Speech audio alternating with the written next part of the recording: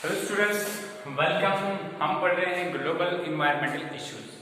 और global environmental issues में हमने बहुत सारी चीजें देखी, जैसे हमने ग्रीन हाउस इफेक्ट देखा क्या होता है, फिर ग्लोबल वार्मिंग देखी क्या होता है। ठीक है, तो आज जो है हम क्या देखने वाले हैं, इन्वायरमेंटल इश्यूज के अंदर एक नई चीज देखने वाले हैं जिसका नाम है एसिड रेन। क्या देखने वाले हैं? एसिड और रेन। ठीक है, तो यहां पे आप जो है इस वर्ड से ही समझ जाएंगे कि एसिड रेन होता क्या है। जनरली एसिड जो होता है कोई भी ऐसा सब्सटेंस जिसका पीएच जो है, पीएच वैल्यू जो है उसकी 5 से कम रहे। कितनी? 5 से पीएच जो है लेस देन 5। कोई भी ऐसा सब्सटेंस जिसकी पीएच वैल्यू जो है लेस देन 5 रहे, ठीक है, लेस देन 5 रहे, ठीक है, तो उसको क्या कहते हैं? एसिड कहते हैं। एक चीज हो गया। दूसरा, रेन के बारे में तो आपको पता ही है। ठीक है, ये रेन क्या होता है? precipitation of clouds, or simply we can say precipitation of evaporated water। ठीक है, सिंपली। तो ये एसिड रेन क्या हुआ? जब ये दोनों चीजें मिक्स होके, एक एसिड और रेन दोनों मिक्स होके धरती पे गिरे, ठीक है, इसको क्या कहते हैं? Acid rain. अब ये होता क्या है एक्चुअल में, देखो। ठीक है, एसिड रेन जो है,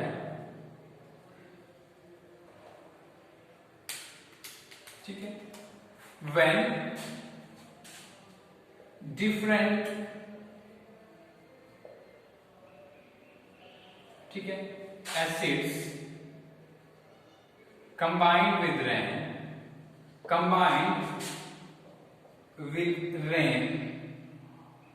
downpour on the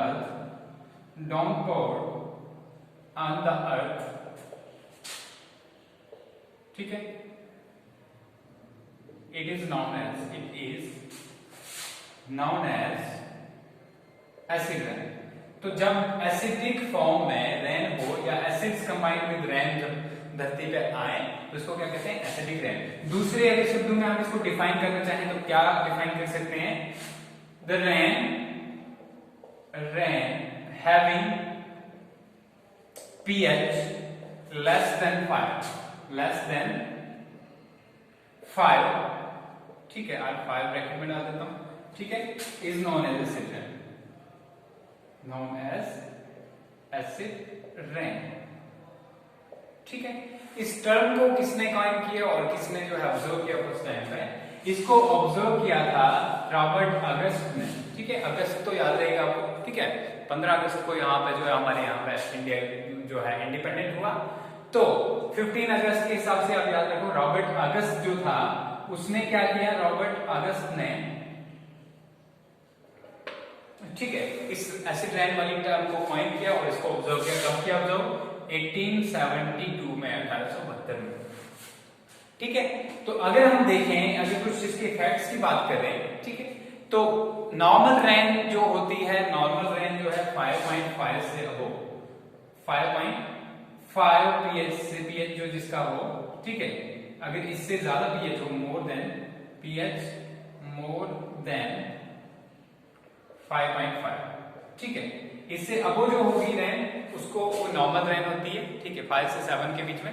और अगर जो है 5.5 से कम होगी तो उसको क्या कहते हैं? Acidic rain. अब तक जो सबसे ज्यादा एसिडिक रेन जो अभी तक जो है हमने ऑब्जर्व की है, वो कहां ऑब्जर्व की है? वर्जीनिया, यूएस में। वर्जीनिया, यूएस के अंदर, यूनाइटेड स्टेट्स में। ठीक है, समझ में आ गया? वर्जीनिया, यूएस में। और उसका पीएच कितना था? उसका पीएच था 1.5। ठीक है, मतलब इतनी ज्यादा एसिडिक थी। आप सोचो कि 5 तक एसिडिक।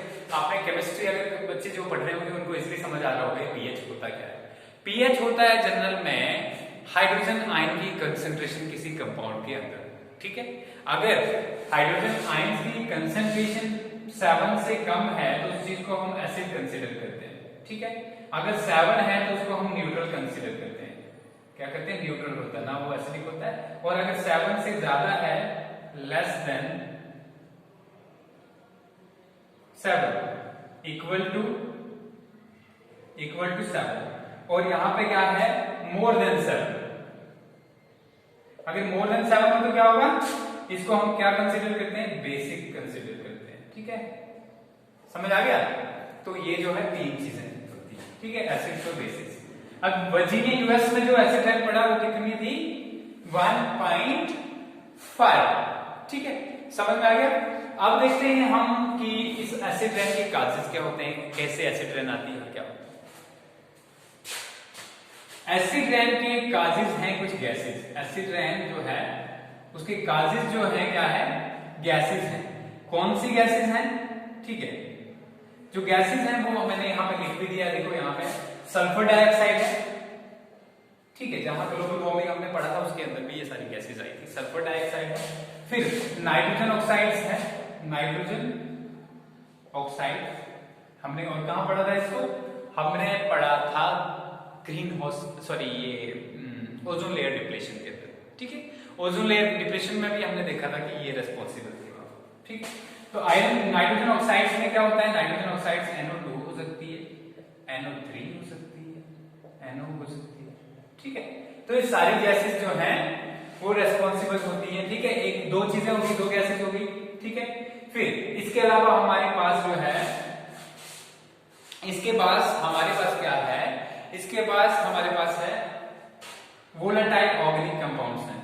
ठीक है, ये VOCs लिखा है यहां पे मैंने, वोलेटाइल ऑर्गेनिक कंपाउंड्स। कुछ ऐसे ऑर्गेनिक कंपाउंड्स होते हैं जो इजीली जो है गैसियस फॉर्म में कन्वर्ट हो जाते हैं। ठीक है, वोलेटाइल का मतलब जो होता है जो इजीली गैसियस फॉर्म में कन्वर्ट हो, तो वोलेटाइल ऑर्गेनिक कंपाउंड्स भी रिस्पॉन्सिबल होते हैं। इसके अलावा हाइड्रोजन क्लोराइड जो है, नॉर्मली HCl को क्या कहते हैं, हाइड्रोक्लोरिक एसिड कहते हैं, लेकिन जब गैसियस फॉर्म में हो तो इसको क्या कहते हैं, हाइड्रोजन क्लोराइड। ठीक है, समझ में आ गया? तो ये चार चीजें हैं जो एसिड रैन काज करती है। ठीक है, अब ये कैसे काज करती हैं वो देखते हैं। ठीक है, देखिए काजेस में मैंने जो है कुछ रिएक्शंस यहां पे बनाई है। रिएक्शन, पहली रिएक्शन क्या है, 2SO2 plus O2 gives us 2SO3। ठीक है, फिर है SO3 plus H2O gives us H2SO4। ठीक है, इसको समझने की कोशिश करो। यहां पे हमारे पास सल्फर डाइऑक्साइड के दो मॉलिक्यूल्स, ठीक है, और दो यहां पे, और उसके साथ जब ऑक्सीजन मिलती है, क्योंकि हवा में ऑक्सीजन ऑलरेडी प्रेजेंट होती है, एटमॉस्फेयर में कितनी कंसंट्रेशन है ऑक्सीजन की, ठीक है, 20.93%, मतलब ऑलमोस्ट 21% मान लो। ठीक है, तो यहां पे जो ऑक्सीजन है जब सल्फर डाइऑक्साइड गैस के साथ मिलती है तो क्या बनाती है वो, 2SO3। ठीक है, और ये सल्फर ऑक्साइड ही है ये। ठीक है, ये सल्फर ऑक्साइड जो दूसरी टाइप की सल्फर ऑक्साइड है, जब ये वाटर के साथ मिलती है, H2O के साथ मिलती है, तो क्या बनाती है, सल्फ्यूरिक एसिड। क्या बन गया हमारा, सल्फ्यूरिक एसिड बन गया, एक तेजाब बन गया। ठीक है, एक ये तेजाब बना। ठीक है, अब देखते हैं दूसरा कौन सा एसिड बनता है। ठीक है, अब हवा में मैंने बता दिया ऑक्सीजन प्रेजेंट होती है तो 2SO3 बन गया। अब पानी कहां से आएगा, पानी जो बारिश वाला पानी होता है, ठीक है, जब उसके साथ रिएक्ट करता है तो वो बनता है। अब इसके साथ अब नाइट्रोजन डाइऑक्साइड की बारी है, 2NO जो है हमारे पास प्लस 2O2 अगर हम मिलाएंगे तो हमारे पास बनता है N2O5। ठीक है, समझ में आ गया? जब हम नाइट्रस ऑक्साइड, सिंपल NO है हमारे, NO क्या है, नाइट्रस ऑक्साइड, जब ये जो बनता है नाइट्रस ऑक्साइड जो है ये ऑक्सीजन के साथ रिएक्ट करता है तो क्या बनता है हमारे पास, N2O5। और जब हम N2O5 को फिर से रिएक्ट करते हैं पानी के साथ यानी बारिश के साथ तो क्या बन जाता है हमारे पास, ये बनता है 2HNO3, तो बन गया नाइट्रिक एसिड। कौन सा एसिड बना हमारे पास, नाइट्रिक एसिड। ठीक है, समझ में आ गया? तो ये रीजन है। ठीक है, इसके अलावा जो है हमारे पास HCl हाइड्रोजन क्लोराइड जो है ऑलरेडी गैस जो होती है, जब पानी के साथ जो है तो हाइड्रोक्लोरिक एसिड बनता है। समझ आ गया? तो ये जो है ये गैसेस ही रिस्पॉन्सिबल हैं एसिड रैन के।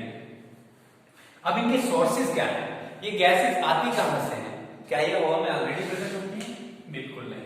ठीक है, सोर्सेज जो हैं हम लिखते हैं सोर्सेज ऑफ, ठीक है, sources of acid rain causing gases, acid rain causing gases. कि जो सोर्सेज हैं एसिड एंड कार्बन गैसेस के वो क्या है। सबसे पहला अगर नाइट्रस ऑक्साइड्स की बात करें हम, nitrogen oxides and nitrous oxides भी कह सकते हैं इनको, ठीक है। इनके अगर सोर्स की बात कर रहे हैं तो नाइट्रस ऑक्साइड अगर नेचुरली देखें तो नेचुरली भी लाइटनिंग से होती है, ठीक है। क्या किससे बनती है? लाइटनिंग से। जब लाइटनिंग की प्रेजेंस में नाइट्रोजन प्लस ऑक्सीजन रिएक्ट करता है तो हमारे पास NOx बनती है, ठीक है। समझ आ गया? समझ में आ गया? तो हमारे पास क्या है, जब लाइटनिंग होती है, जब बिजली जो कड़कती है, चमकती है, बादल गरजते हैं, तो उस टाइम पे होता क्या है, हमारे पास नाइट्रोजन और ऑक्सीजन जो एटमॉस्फेयर में प्रेजेंट है वो आपस में रिएक्ट करती है और क्या बनता है? नाइट्रोजन ऑक्साइड्स बनते हैं, ठीक है। एक बार नाइट्रोजन ऑक्साइड्स बन गई तो फिर आगे का प्रोसेस आपको पता है क्या है, ठीक है। दूसरा, बाकी सारी गैसेस जो हैं, ये जो है आप जानते हो कि सल्फर है या नाइट्रोजन है, ये हमारे फॉसिल फ्यूल्स में प्रेजेंट होता है। किसमें प्रेजेंट होता है? फॉसिल फ्यूल्स के अंदर, ठीक है। अब ये फॉसिल फ्यूल्स क्या चीज है? फॉसिल फ्यूल्स ऐसे सारे फ्यूल्स होते हैं जो हमें लिविंग ऑर्गेनिज्म की फॉसिलाइज्ड फॉर्म से मिलते हैं। जैसे पेट्रोल आ गया, डीजल आ गया, ठीक है, लिविंग ऑर्गेनिज्म की जो फॉसिलाइज्ड फॉर्म से मिलते हैं। अब जब इनकी बर्निंग होती है, इन फ्यूल्स की बर्निंग ऑफ फ्यूल्स, ठीक है, बर्निंग ऑफ फ्यूल्स, पहला क्या था हमारे पास? लाइटनिंग, लाइटनिंग, लाइटनिंग, ठीक है। दूसरा आ गया हमारे पास बर्निंग ऑफ फॉसिल फ्यूल्स।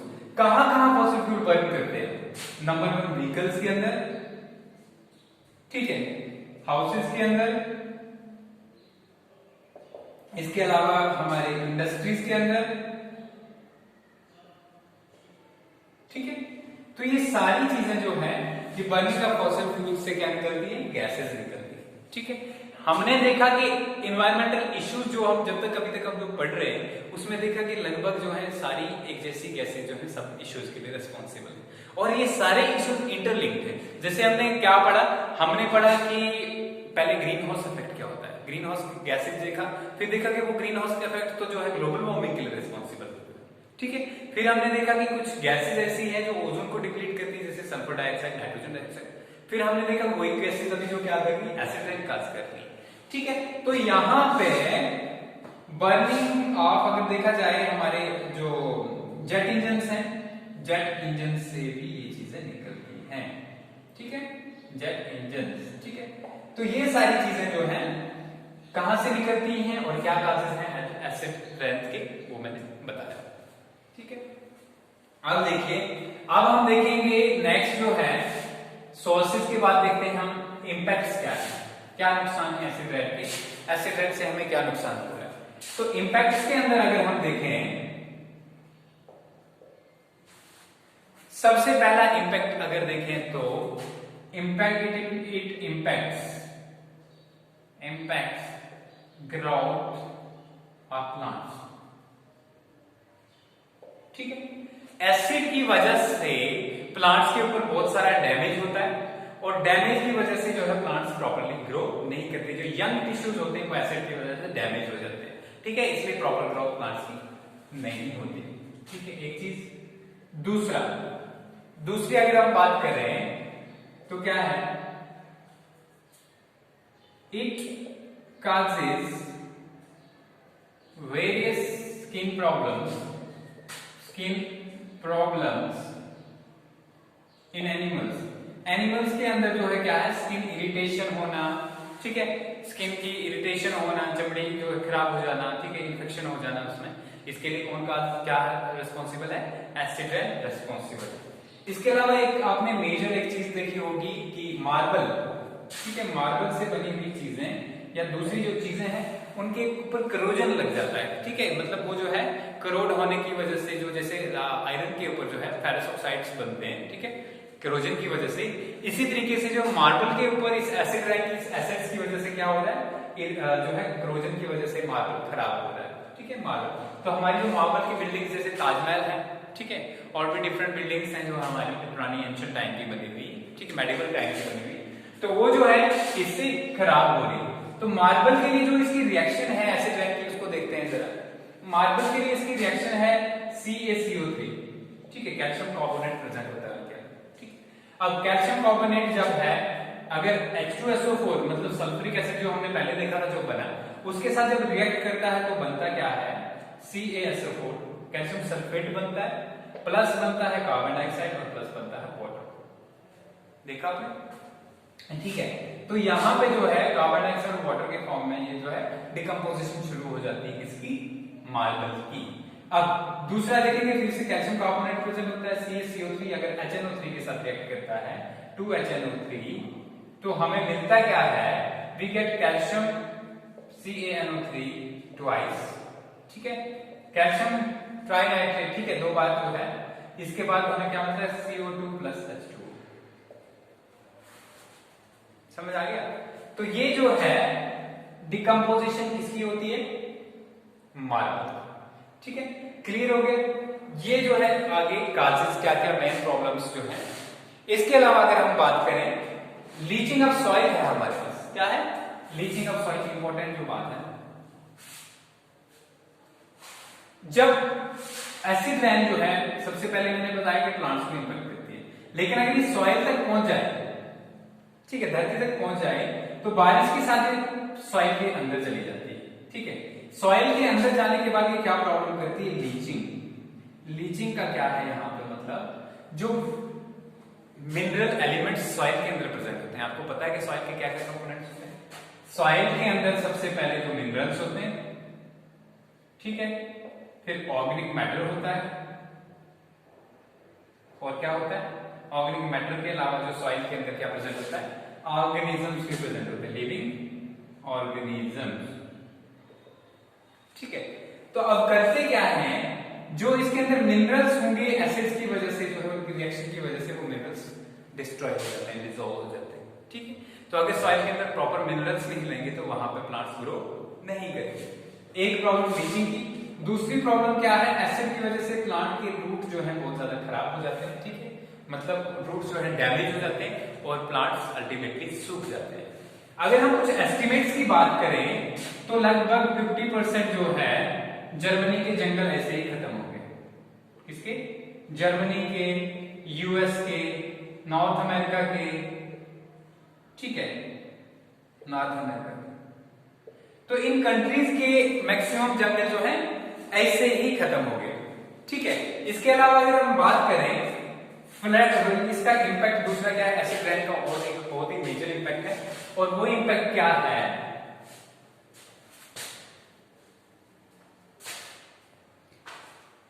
जो फ्रेश वाटर रिजर्वायर्स हैं, फ्रेश वाटर रिजर्वायर्स, ये फ्रेश वाटर रिजर्वायर्स का जो फ्रेश वाटर रिजर्व है हमारे पास, चाहे वो बाहर है या ग्राउंड वाटर रिजर्व, तो उसके अंदर क्या होता है, क्योंकि एसिड रेन की वजह से कंसेंट्रेशन एसिड्स की बढ़ रही है पानी में, उसकी वजह से जो है वो पानी पीने के काबिल नहीं रह रहा है। एक तो हमारे पीने के काबिल नहीं रह रहा है, और दूसरा जो एनिमल्स उसके अंदर है उनके जो है उनके लिए भी बहुत जो हानिकारक है, क्योंकि एसिडिक कंडीशन में वो सर्वाइव नहीं कर सकते। कभी कभी ऐसा होता है कि लार्वल स्टेज में जो है वो डैमेज हो जाता है, या कुछ एग लेइंग जो है अगर तो वो डैमेज हो जाते हैं। तो अल्टीमेटली अगर देखा जाए तो एसिड रेन बहुत जगह पे जो है इंपैक्ट कर रही है, ठीक है। क्या क्या देखा हमने, सबसे लीचिंग देखा देखो सॉइल के अंदर एक चीज, ठीक है। दूसरी चीज हमने क्या देखी, दूसरा देखा हमने प्लांट जो है ग्रोथ को इंपैक्ट करता है, ठीक है। तीसरा हमने देखा मार्बल से बनी हुई चीज, मार्बल एंड अदर कंस्ट्रक्शंस, दूसरी कंस्ट्रक्शंस को भी डैमेज करता है, ठीक है, कंस्ट्रक्शंस, ठीक है। नंबर 4 स्किन प्रॉब्लम्स होती है, ठीक है।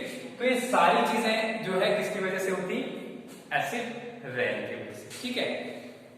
अगर हम बात करें कंट्रोल कैसे किया जाए इसके ऊपर, लास्ट जो हमारा है कि एसिड रेन को हम कंट्रोल कैसे कर सकते हैं। तो एसिड रेन को कंट्रोल करने के लिए हमें क्या करना है, एसिड रेन को कंट्रोल करने के लिए हमने इन गैसेस को कंट्रोल करना है, ठीक है। जो एसिड काज करने वाली गैसेस हैं उनसे उनका जो है कम से कम उन चीजों का यूज करना है। तो सबसे पहले हमें क्या करना होगा, reduce use of fossil fuels, ठीक है। एक फॉसिल फ्यूल को कम करो, जितने fossil fuels renewable sources of energy जैसे सनलाइट है, दूसरा इनका यूज करो, ठीक है। नंबर 2 है use of renewable sources of energy, use of renewable sources of energy,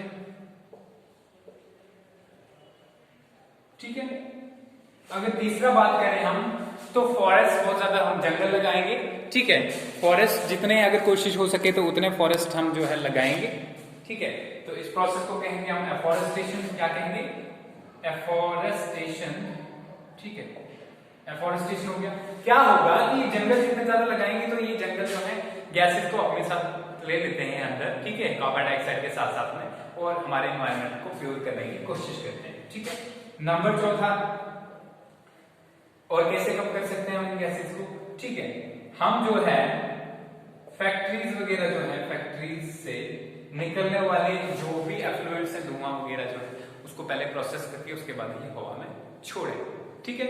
मतलब इन गैसेस को पहले हम कोशिश करें कि किस तरीके से जो है फिल्टर होके एयर में चीजें जाए। तो ये आ गया हमारा एसिड रेन, ठीक है, ये क्लियर हो गया। मैं थोड़ा आपको समरी के तौर पे बताता हूं कि एसिड रेन एक्चुअल में होता क्या है, ठीक है।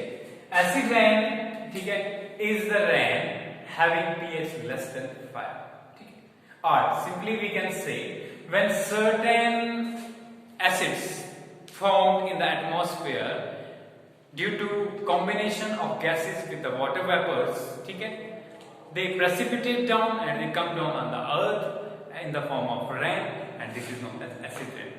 And first of all, this acid rain was observed in 1872 by Robert August, okay, and the most concentrated form of acid rain until now has been observed at Virginia in US, and whose pH was 1.5, ठीक है, 1.5 तक ही उसका pH था। Now coming to causes, what are the causes of acid rain? You know that there are certain gases produced by different things, such as we burn fossil fuels, and from these fossil fuels certain gases are released, such as nitrogen dioxide is released, sulfur dioxide is released. Then we have volatile organic compounds. When we burn organic compounds, then volatile gases are released from it. And we also have other things such as hydrogen chloride is there. The gas when hydrochloric acid evaporates, and it is known as hydrogen chloride in the form of gas. And these all gases move into the stratosphere, troposphere, and then our atmosphere. Then these gases combine with this water vapors and then precipitate down to the earth. Okay, and this is the main cause. These gases are the main cause. Where from these gases come? Gases such as nitrogen oxides. Nitrogen oxides has different types. Such as nitrogen NO is there. Then nitrogen dioxide and nitrogen trioxides are there. These gases are formed by the lightning as well in the natural process in the environment. When lightning occurs, the oxygen and nitrogen reacts in the atmosphere and results into the formation of nitrogen oxides. And these other gases such as sulfur dioxide is there, then volatile compounds are there, then hydrogen chloride is there. These gases are released by different things. Such as we have factories and industries which release certain gases into the environment. These gases cause a huge disruption to the environment. Such as we have acid rain, it is not only the thing that these gases are doing. We are having other things, such as we are having ozone layer depletion also, which we studied earlier. And now these gases are released from burning of fossil fuel, and burning of fossil fuel occurs in industries. Then these vehicles are there. A lot of vehicles we are using these days. These are causing what?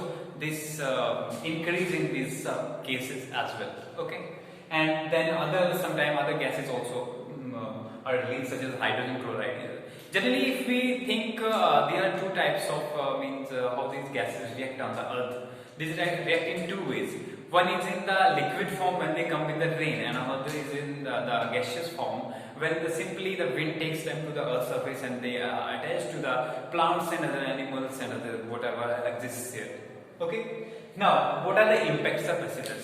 There are certain impacts of acid rain, such as if you consider plants directly, if it falls on the growing parts of the plants, and the growth stops ultimately because the tissue is damaged. And if we look for other things such as in animals, if it directly falls the animal skin, it irritates, makes irritation and may cause several diseases in those animals as well. And if we are talking about the soil, what is the impact of acid rain on the soil? The leaching process occurs. What is the leaching process? Inside the soil there occur a lot of minerals, and these minerals are destroyed or damaged by the acids that poured on through the soil particles, and that results into this soil getting unhealthy for the plant production as well. And also on the other hand, inside the soil there are roots of the plants, and the acid rain damages directly because it is in concentrated form when it pours down through water inside the soil. And how can we control this environmental issue that is acid rain? How can we control it? Before controlling, let's go to another thing, that we have certain structures and we have constructions and that are damaged by acid rain. And what are those constructions? Those constructions are, we have marble buildings, and those marble buildings are damaged by causing corrosion due to acid rain. And these are converted into, here are some reactions, that is when calcium carbonate is present inside these marbles in the constructions. These acids such as H2SO4 and HNO3, that is nitric acid and sulfuric acid, what they do, they convert it into their sulfates and then carbon dioxide and water. Okay, this is all. Then controls. If we want to control the acid rain, we have to control the emission of these gases, and ultimately it will be controlled. And how we control the emission of these gases? We should control the release of these toxic gases by avoiding the use of fossil fuels. We can use alternative sources of energy, such as we can use sunlight or other that is non-depleting substances for the fuels. And on the other hand, we can also make a lot of afforestation. Then what will happen if you grow a lot of trees? Then these gases will be trapped by these trees, and our environment will be clean. And after afforestation is a lot of means. If you do afforestation, it has many benefits and several fronts, because it causes rain. Then if we think of ozone layer, these gases also are trapped by these forests. Then we have clean air, less carbon dioxide, and less carbon dioxide and gas means less global warming, less green atmosphere. These all things are interrelated with each other. That's all about acid rain. We will take up next environmental issue in next lecture. Okay.